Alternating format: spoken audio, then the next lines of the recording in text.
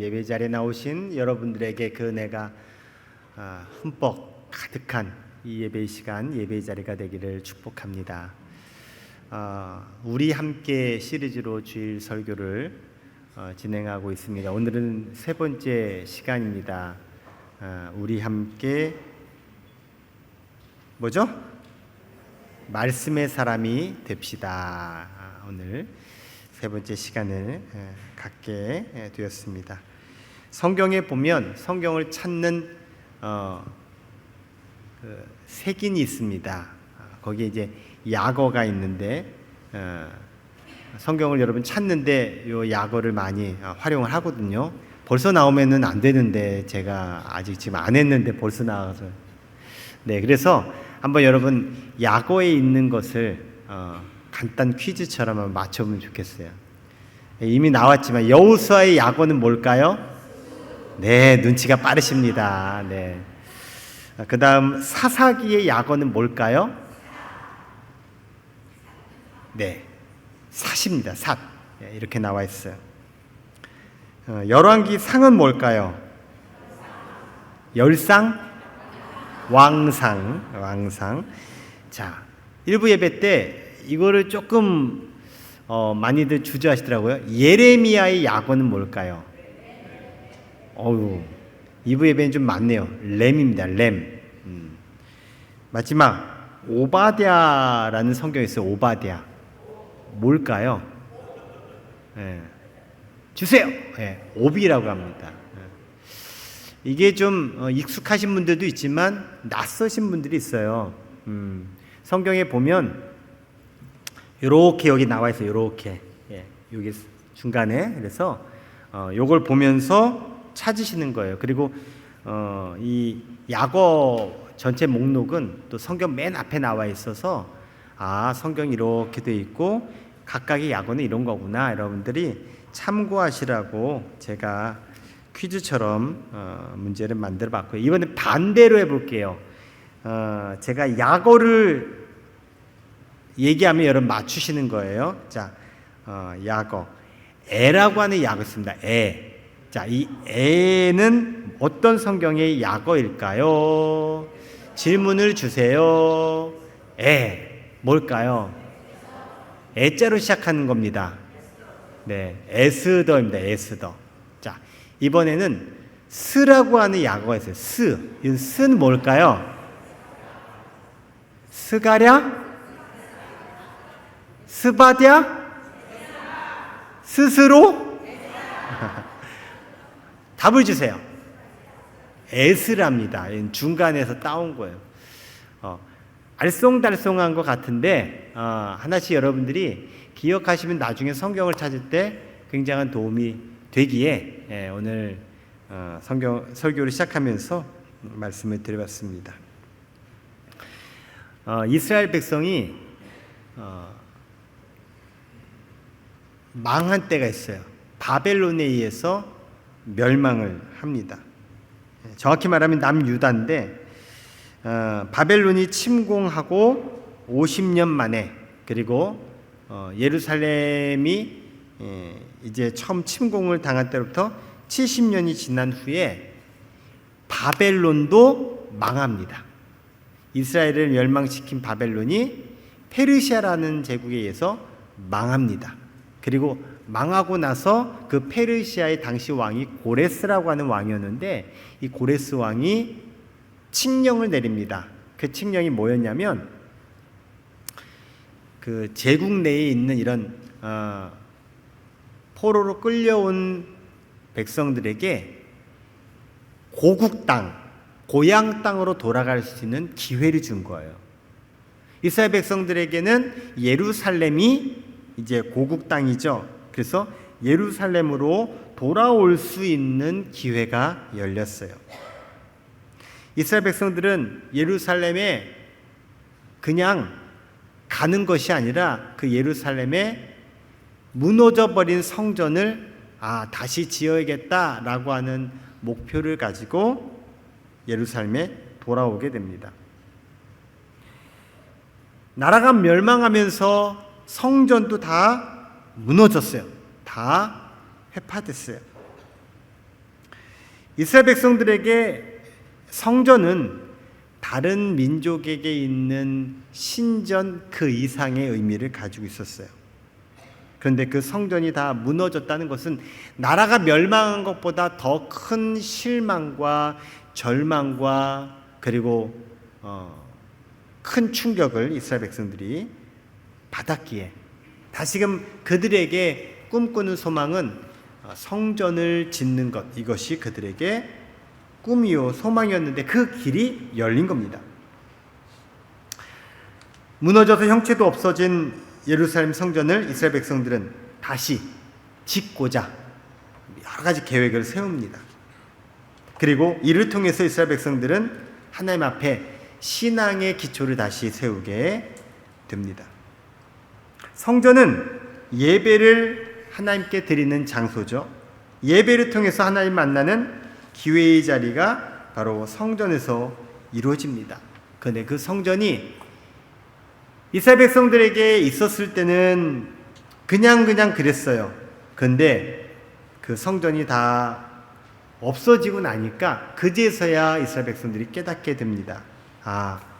정말 우리가 일상에 드리는 예배가 얼마나 소중한 것인지를 그제서야 깨닫게 돼요. 성전이 있을 때 예배를 드릴 때는 사실 별로 그런 생각들을 안 했어요. 그냥. 그런데 성전이 없고 예배를 드릴 자리가 없는 상황이 되니까 성전의 소중함, 예배의 소중함을 그제서 깨닫게 되고 절실히 느끼게 된 겁니다. 우리도 오늘 예배의 자리에 나오신 분들 말고도 이 예배를 일상 속에서 우리가 경험하고 예배를 드리는데 때때로 예배가 지겨울 때가 있어요. 예배가 그냥 형식적일 때가 있어요. 이런 건 그 예배가 정말 나에게 절실하게 소중하게 느껴지지 않을 때 생각나고 또 경험되는 것들입니다. 여러분, 우리가 기억해야 될 하나의 문장이 있어요. 후회되지 않는 삶이 돼야 돼요. 후회되지 않는 삶. 누구나 다 인생을 살면서 후회할 때가 많아요. 근데 그 후회가 우리 인생 속에 많이 남으면 결국 나는 잘 못 살았다라고 하는 평가를 갖게 돼요. 작년까지라고 보면 될 것 같아요. 코로나로 인해서 우리 일상이 여러 가지 많이 흔들렸습니다. 그 전까지 우리에게 당연하다고 여겼던 것들이 이 코로나 기간 동안에 굉장히 많은 변화들을 가졌어요. 그 중에 우린 신앙인들이니까 대표적으로 바로 예배라고 하는 것이 우리 그 전에 생각했던 예배랑 코로나 상황의 예배가 너무나 달랐어요. 아니, 그 전까지는 교회 오는데 아무런 문제가 없었는데 이제는 우리가 교회 오는 것을 신경 써야 되고 눈치를 봐야 되고 여러 가지 내 의사와 상관없는 상황을 마주해야만 했어요. 그러면서 세계에 있는 모든 크리스찬들이 예배의 소중함을 깨달았어요. 그냥 예배가 당연한 거고 그런 거지, 그게 아니라 예배를 못 드릴 수도 있겠다. 예배가 내가 늘 예배 드리고 싶을 때 예배 드릴 수 없을 수도 있겠다라고 하는 사실을 비로소 예배의 기회를 잃어버리고 나니까 그때 많은 분들이 생각하게 되고 또 이 예배에 대해서 더 많은 이들이 더 전심으로 예배하는 그러한 오늘날 많은 변화들이 생겨나고 있어요. 제가 계속 대신방 중에 있는데 지난 주간에 대신방하던 어떤 성도님 가정에 제가 갔어요. 여러분, 대신방에 저를 초대해 주셔서 감사드려요. 그럴 때 아니면 여러분의 집을 제가 언제 가보겠어요. 참 너무 좋아요. 가정마다 제가 들르면 다 달라요. 집마다 다 그 집이 사는 모습들이 저마다 다 달라요. 그러니까 이번에는 또 어떻게 사실까 궁금함이 늘 있어요. 그러던 중에 어떤 성도님 집에 딱 갔는데 일단 제가 쫙 보거든요. 어떻게 사시는지 또 특징들이 있으니까. 그러다가 어떤 한 문구에 제 눈이 딱 꽂혔어요. 그래서 제가 물어봤어요. 이게 뭡니까? 그랬더니 가훈이래, 가훈. 근데 그 가훈이요, 특이하니까 제가 여러분들께 지금 얘기하려고 소개하는 거예요. 그 가훈이 뭐냐면 있을 때 잘해. 그쵸? 바로 여러분 이렇게 반응 나오시지 않았어요? 있을 때 잘해가 가훈이에요. 진짜예요. 여기 지금 있어요. 지금 본인은 알아요 지금. 서로 가족들에게 있을 때 잘하자. 그러고 이제 사시는 거예요. 근데 제가 그 가훈이 너무 마음에 들었어요. 우리가 있을 때 잘해야지 없어진 다음에 꼭 후회한단 말이에요. 그쵸? 네. 그런 의미에서 우리 옆에 분에게 얘기해 주세요. 있을 때 잘합시다.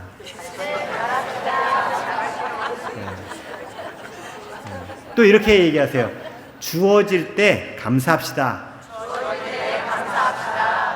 없어지고 나서 후회하지 말고, 빼앗긴 다음에 원통해 하지 말고, 나에게 있을 때, 주어졌을 때 감사하고 열심히 잘하는 우리가 되었으면 좋겠습니다.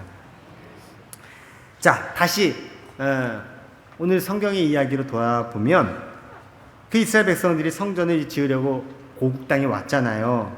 자, 성전 짓습니다. 그런데 성전 짓는 게 이게 쉬운 일이 아니에요. 돈도 많이 필요하고요. 그리고 이렇게 인력도 많이 필요해요. 솔로몬이 지었을 때 성전은요, 돈도 많았고요. 인력도 많았어요. 그래서 정말 웅장하고 화려하게 졌는데 지금은 그럴 상황이 안 돼요. 그래서 가지고 있는 본인들의 돈과 또 이렇게 시간을 들여가지고 초라하지만 그래도 정성을 다해서 성전을 짓는 과정을 갖게 됩니다. 그런데요, 성전을 주전 536년에 건축을 시작해서요, 언제 완공했냐면 516년에 완공을 했어요. 성전을 무려 20년 동안 지은 거예요. 왜 이런 일이 벌어졌을까? 일단은 얘기했잖아요. 재원도 부족하고 인력도 부족하다 보니까 짬짬이 생활하면서 짓고 살아가면서 짓고, 그러니까 시간이 많이 걸린 거예요. 그런데 무엇보다도 20년 중에 14년이라는 시간을 허비를 했어요. 아무것도 못했어요. 왜냐하면은 방해 세력이 있었어요. 성전을 못 짓게 방해하는 세력들이 계속 회방을 놓고 급기야 성전을 딱 건축을 중단하는 일까지 벌어진 거예요. 그럼에도 불구하고 우여곡절 끝에 성전이 완공되고 그들은 비로소 하나님께 예배할 수 있는 자리가 마련됐어요. 얼마나 감사하고 얼마나 감격하겠어요. 이스라엘 백성들이 어떻게 지은 성전인데 그들은 성전이 완공된 거 보고 할렐루야, 할렐루야, 할렐루야, 할렐루야를 외치면서 그렇게 예배를 드리게 돼요. 자, 그렇게 예배를 드리고 이제 한참 시간이 지납니다. 그런데요, 예배를 드리다 보니까 뭔가 빠진 게 있어요. 하나님 말씀을 그냥 없이 예배를 드리고 있는 거예요. 그 전까지 어떻게 예배 드렸는지 부모님으로부터 얘기는 들었잖아요. 들은 얘기를 가지고 예배를 드려요. 하나님이 이것을 보고 계셨어요. 그리고 하나님 말씀 없이 드리는 그 성전의 예배에 하나님이 그 다음 두 번째 단계의 스텝을 이제 가지고 다시금 이스라엘 백성들을 그 고국 땅에 보냅니다. 자, 바벨론의 포로로 끌려간 이스라엘 백성들이 예루살렘에 돌아온 이 과정을 포로 귀환이라고 하는데, 자, 보면요, 첫 번째 포로 귀환이 바로 성전을 짓기 위해 스룹바벨을 중심으로 주전 538년에 귀환을 한 거고요. 두 번째 포로 귀환은 오늘 성경에 나오는 이 에스라를 중심으로 주전 458년에 율법을 하나님 말씀을 전달하기 위한 포로 귀환이 있게 돼요. 그리고 세 번째 귀환이 있습니다. 주전 445년 느헤미야를 중심으로 예루살렘 성벽을 재건하기 위해서 총 3차례에 걸친 포로 귀환이 이루어지죠. 오늘 우리가 살펴보는 이야기는 두 번째 포로 귀환 이야기예요. 자, 오늘 본문 6절 말씀을 함께 보도록 하겠습니다. 읽겠습니다. 시작. 이 에스라가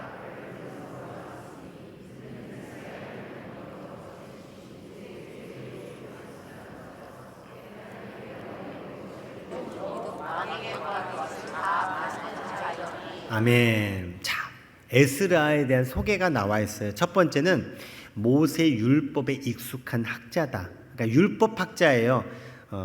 오늘날로 말하면 이제 성경 학자. 그리고 또 에스라는 어떤 사람이냐면 왕에게 구하는 것은 다 받는 자였다. 그러니까 왕으로부터 굉장한 신임을 받는 사람이었어요. 근데 이 신임을 받는 이유, 근거가 뭐냐? 그 앞에 나와 있죠. 그의 하나님 여호와의 무엇으로 말미암아? 도우심으로 말미암아 왕에게 혜택을 받았다는 거예요. 여러분에게 수많은 사람들의 혜택과 도움이 있게 되기 바랍니다. 누구로 인해서 이루어지냐면요, 하나님으로 인해서. 에스라가 하나님의 말씀을 연구했던 전문가였고, 그리고 평상시에 왕으로부터 많은 도움과 지원을 받았던 사람. 그가 이제 하나님의 지시에 따라 예루살렘으로 다시 이스라엘 백성들과 함께 돌아가는 계획을 이제 갖게 됩니다. 자, 그것이 오늘 보면 10절에 이렇게 소개되고 있어요. 에스라가 여호와 율법을 연구하여 준행하며 율례와 규례를 이스라엘에게 가르치기로 어떻게 했더라? 결심하였었더라. 에스라가 결심하고 자신이 이렇게 가지고 있었던 모든 그 환경들을 다 뒤로 하고 이스라엘 고국 땅으로 돌아갔다는 거예요. 왜요? 하나님 말씀을 가르치기 위해서. 누구에게? 이스라엘 백성들에게 가르치기 위해서. 그만큼 하나님의 말씀이 지금 이스라엘 백성들에게 절실하게 필요했던 거예요. 그것을 하나님이 에스라의 마음을 움직이셔서 에스라의 상황을 조성하셔서 지금 이스라엘 백성들에게 보내고 계시는 내용이 오늘 성경 본문의 이야기입니다. 한번 따라합시다. 하나님의 말씀은 인생의 거울입니다. 여러분, 오늘 교회 나오시면서 거울 보셨죠? 거울 왜 보셔요? 내 얼굴 보려고. 네. 내 얼굴 잘생긴 거 보려고. 그쵸? 예쁜 거 보려고. 거울아 거울아. 없으신가? 내 모습을 보는 거예요. 그래서 단정하게 여러분 화장하셨죠? 치장도 하셨죠? 네. 분장도 하셨죠? 네. 이렇게 해가지고 다 예쁘게 우리가 오기 위해서 거울 보죠. 우리가 외모만 이렇게 볼 것이 아니라 사실 내 내면을 봐야 되고, 더 중요한 건 내 삶을 봐야 돼요. 근데 이것을 볼 수 있는 거울이 참 찾기가 어려워요. 그런데요, 오늘 에스라는 하나님의 말씀을 지금 거울 삼아서 이스라엘 백성들에게 지금 가르침을 주고 있어요. 자, 율법에는 이방인과 결혼하는 것을 강력하게 금지하고 있어요. 왜냐하면 결혼해서 들어오는 사람을 통해서 그 이방인이 자신이 섬겼던 우상과 종교를 같이 가지고 들어오면 결국은 우리 집이 어떻게 되냐? 혼합 종교가 돼요. 혼합 종교만이 아니라 나중에는 하나님의 신앙이 희미해지고 들어온 종교 신앙이 이제 활성화되기 때문에 이방인과 결혼하는 것을 금지했어요. 특히 이방 여자. 여러분, 가정의 주도권이 누구에게 있는지 아세요? 예, 여자에게 있어요. 예. 남편이 돈 벌어서 그 돈 어떻게 해요? 부인한테 주잖아요. 안 줘요? 나는 고스란히 줘요. 네. 다 어머니들이 다 하잖아요. 모든 것들을. 그래서 어머니가 중요한 거예요. 신앙생활 여인의 이 역할이 굉장히 중요합니다. 이스라엘 백성들에게도 어떤 여자가 들어오느냐에 따라서 상황이 다른데 이방 여인으로 인해서 결국은 이스라엘에 수많은 우상과 이방 종교들이 횡행하게 되고 그것의 결정판이 이스라엘에 있었던 아합 왕의 부인이었던 이세벨 왕비로 인해서 결국 바알과 아세라 신전이 세워지고 종교가 여호와 신앙을 몰아내는 그런 위험한 일이 벌어진 것도 다름 아닌 이방 여인이 들어옴으로 인해서 그랬던 거예요. 사람은 깊이 사귀는 사람에게 영향을 받을 수밖에 없습니다. 그래서 사귀는 사람이 어떤 사상을 갖고 있느냐, 어떤 종교를 가지고 있느냐, 이것은 대단히 중요한 문제입니다. 연애할 때는 별로 중요하게 생각하지 않았다가 막상 결혼해서 보니까 신앙적인 갈등을 겪으면서 평생 고생하신 분들이 굉장히 많아요. 굉장히 어려운 부분이에요. 하나님께서 이방 여인과의 결혼을 그토록 강력하게 반대했던 이유는 이방 여인들과의 결혼이 하나님을 섬기는 신앙에 엄청난 방해가 되었기 때문입니다. 그런데 이 사실을 이스라엘 백성들은 모르고 있는 거예요. 배우지 않았어요. 제대로 가르침을 받지 못했어요. 그래서 이스라엘 백성들이 이방인과 결혼하는 것에 대해서 지위 고하를 막론하고 하지마, 하면 안 돼, 그러한 분위기가 없었어요. 이로 인해서 이스라엘 백성들은 이방의 관습과 우상에 물들어 있었고 그 사실을 에스라가 와서 똑똑히 보면서 기가 막히고 코가 막혔어요. 그래서 에스라가 모든 백성들을 다 모아놓고 이와 같이 이야기를 합니다. 에스라 10장 10절부터 12절에 나와 있는 말씀인데요. 같이 읽어보겠습니다. 시작. 제사장 에스라가 일어나 그들에게 이르되 너희가 어찌하여 이방 여자를 아내로 삼아 이스라엘의 죄를 더하게 하였으니 이제 너희 조상들의 하나님 앞에서 죄를 자고 된 경우 그의 뜻대로 하여 그 지방 사람들과 이방 여인을 끊어버리라 하니 모든 회중이 큰 소리로 대답하여 이르되 당신의 말씀대로 우리가 마땅히 행할 것이니이다. 아멘. 하나님 말씀에 의거해서 지금 이스라엘 백성들이 뭘 잘못하고 있는지, 뭐가 죄악인지를 지금 말씀으로 지적하고 있어요. 여러분, 사람들은요 기본적인 그 반응이 있어요. 본능적인 반응이 있어요. 그게 뭐냐면 너 잘못했지? 그러면 네 이래요? 잘못했지? 아니요? 뭐 생각할 겨를도 없어. 아니요? 아니요? 네. 이게 마치 이런 것과 같은 것 같아요. 누가 여러분 이렇게 밀리면 밀리잖아요. 근데 밀면 안 밀리려고 나도 모르게 이렇게 반응이 이렇게 되는 게 있어요. 이게 인간적인 자기 방어 본능이에요. 그런데 실제로 내가 잘못했는지, 내가 무엇이 문제인지를 깨닫게 되면 두 부류죠. 아, 내가 잘못했어요. 아, 이건 내가 문제예요. 시인하는 사람이 있는 반면 끝까지 버티는 인간들이 있어요. 예. 우리가 살아가면서 그런 일들 참 많이 만나는데 중요한 건 하나님 앞에 내가 어떤 반응을 보이느냐가 굉장히 중요한 거예요. 여러분, 하나님이요, 내가 어떻게 하느냐에 따라서 하나님도 하세요. 내가 시인하면 시인한 것으로 하나님이 반응을 보이시고요.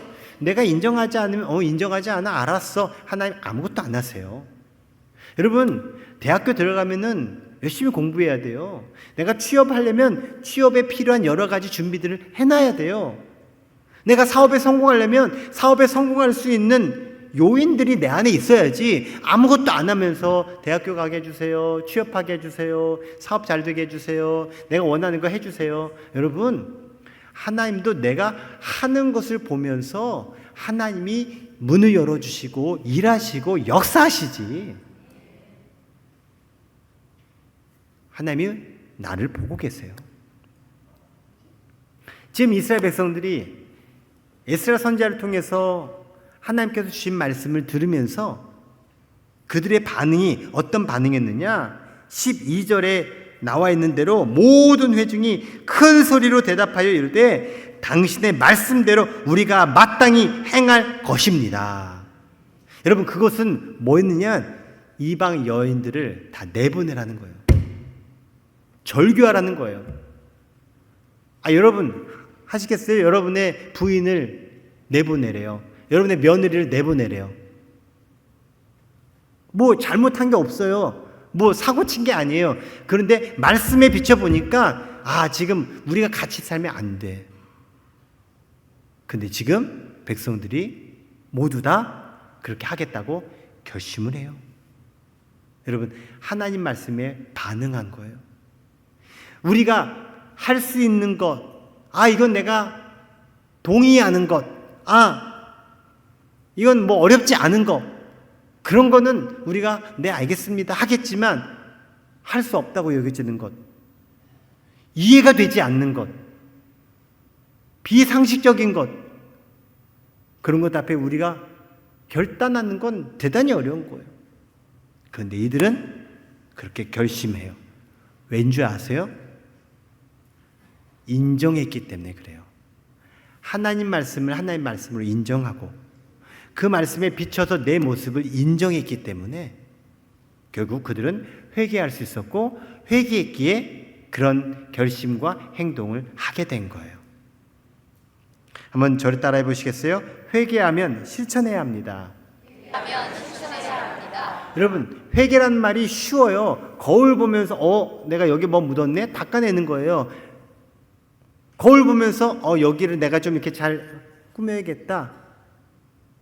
회개는 내가 보고 그대로 그렇구나가 아니라 그러네, 그 다음 내가 액션을 취하는 게 회개예요. 회개. 돌이키는 거고요, 변화되는 거예요. 하나님 말씀을 통해서 이스라엘 백성들이 회개합니다. 몰랐습니다. 배우지 못했습니다. 이제 알았으니 하나님 말씀대로 제가 하겠습니다. 백성들은 자신들의 모습을 하나님 말씀에 비추어 보면서 자신의 잘못과 잘못된 습관과 생각들을 교정했습니다. 그렇게 하나님 말씀대로 제대로 살기 시작했습니다. 여러분, 이로 인해서 결국 이스라엘 백성들은 성전에서 제대로 된 예배를 드리게 되고, 성전의 예배로 끝이 아니라 자신들이 살아가는 모든 삶의 상황 속에 하나님이 함께 하시는 은혜를 누리게 되었습니다. 여러분, 이것이 부흥입니다. 여러분의 삶이 부흥된 삶이 되시기 바랍니다. 여러분의 가정이 부흥되기 바랍니다. 여러분, 교회만 부흥되는 게 아니라 내 심령이 부흥되고 우리 가정이 부흥되고 내 인생이 부흥돼야지. 그 부흥의 시작은 회개로부터 출발됩니다. 내가 회개하면 우리 가정이 부흥합니다. 내가 회개하면 내게 속해 있는 공동체가 부흥하게 됩니다. 교회도 마찬가지입니다. 교회의 부흥은 나의 변화, 나의 회개로부터 출발된다는 사실을 기억하시기 바랍니다. 이처럼 하나님의 말씀은 나 자신을 보게 하는 거울이요, 내가 새롭게 되고 내가 하나님의 사람으로 살아가게 되는 놀라운 길이 됨을 여러분 기억하시며 하나님 말씀 앞에 여러분 비춰보는 그런 삶을 살아가시기를 주의 이름으로 축원합니다. 자, 한 가지만 더 보겠습니다. 따라해 볼까요? 하나님의 말씀은 인생의 교과서입니다. 자, 교과서라고 하는 것은 학교에서 보는 책이죠. 맞습니다. 근데 학교에서 교과서 열심히 보고 이제 여러분 다 졸업하셨어요. 근데 우리가 살아가는 인생에는 교과서가 뭐가 있죠?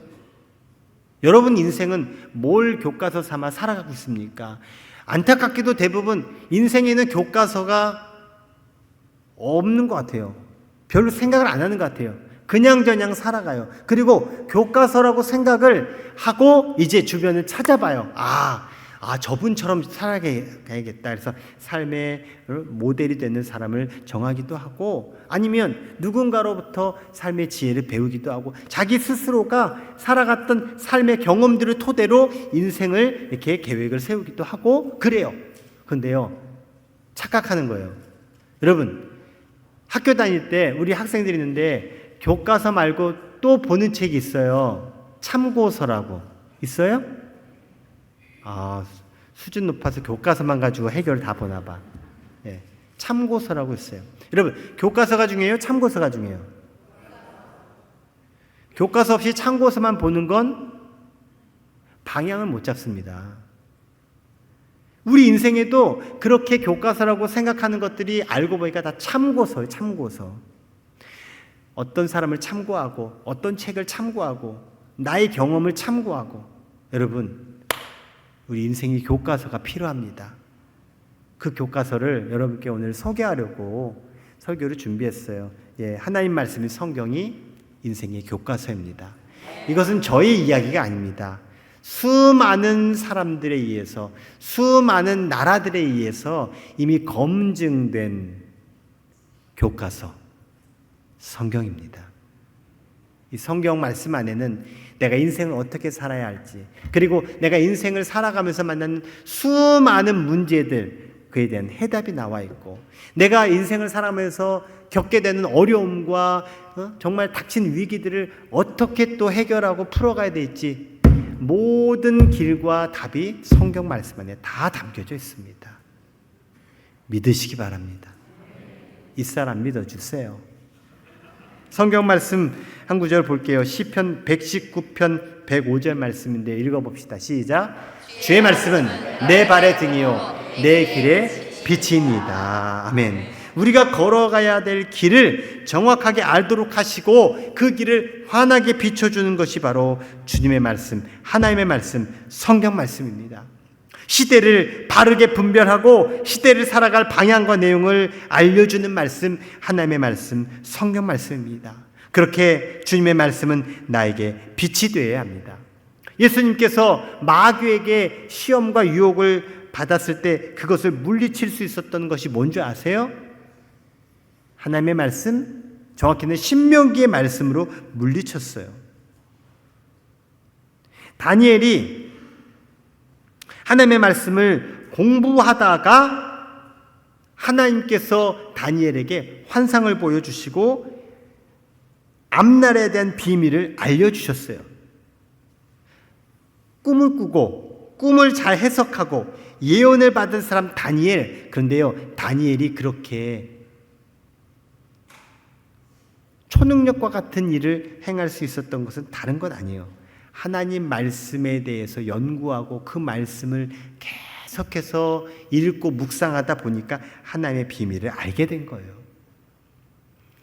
오늘 우리는 이와 같이 예배드려요. 그런데 이와 같이 예배드릴 수 있었던 출발점을 열어준 사람이 독일의 마틴 루터라고 하는 분이에요. 이 마틴 루터는 성경을 강의하는 교수였어요. 카톨릭 신부였어요. 근데 카톨릭에서는요, 그 당시에 성경을 신부님들만 봤어요. 왠지 아세요? 성경말이 라틴어로 돼 있어서 도저히 일반인들은 읽을 수가 없었어요. 그래서 라틴어를 가지고 독일 사람들에게는 독일어로 얘기해 주면 좋을 텐데 그냥 라틴어 그대로 읽었어요. 제가 라틴어 읽으면 여러분 아시겠어요? 모르죠. 몰라요. 외국말이에요. 그러니 성도들이 그냥 그런가 보다 하고 마는 거예요. 마틴 루터가 어마어마한 일을 했어요. 바로 독일어로 성경을 번역한 거예요. 라틴어 성경을. 그래서 독일어 성경을 다 성도들한테 나눠줬어요. 우리 식으로 말하면 뭐예요? 한글 성경을 다 만들어서 다 준 거예요. 드디어 성경을, 하나님 말씀을 볼 수 있게 되고 읽을 수 있게 되고 스스로 알 수 있게 된 거예요. 그래서 오늘날 우리가 이렇게 예배드릴 수 있게 된 거예요. 꼭 천국에 가면 마틴 루터 목사님께 감사하다는 인사를 드리셔야 돼요. 엄청난 일을 한 거예요. 우리 교회 감리교회입니다. 감리교회 창시자가 존 웨슬리 목사님이에요. 존 웨슬리 목사님은 엄청난 다독가입니다. 책을 엄청나게 읽었어요. 이왕이면 제가 얘기할 때 띄워주시면 화면을 잘 맞춰주면 화면 효과가 더 클 텐데 아직 제가 얘기하지 않은데 벌써 나오면은 김이 새요. 다음부터 잘 맞춰주세요. 제가 지금 얘기하는 건 웨슬리 목사님 이야기를 드릴 거예요. 웨슬리 목사님은 성경을 읽었던 사람이고 책도 많이 읽었던 사람이에요. 근데 웨슬리 목사님이 자기 스스로에게 했던 말이 있어요. 그게 지금 이 화면에 나는 한 책의 사람이다. 그 한 책은 바로 성경이에요. 수많은 책을 읽었고 수많은 책을 쓰신 그 분이 내가 책 한 권만 고르라 한다면 난 성경을 고른다. 여러분, 수많은 사람들의 인생의 지침서가 되고 교과서가 됐던 성경, 이 성경이 여러분에게도 인생의 교과서가 되시기를 바랍니다. 그러면서 제가 여러분에게 부탁 겸 요청 겸 숙제 겸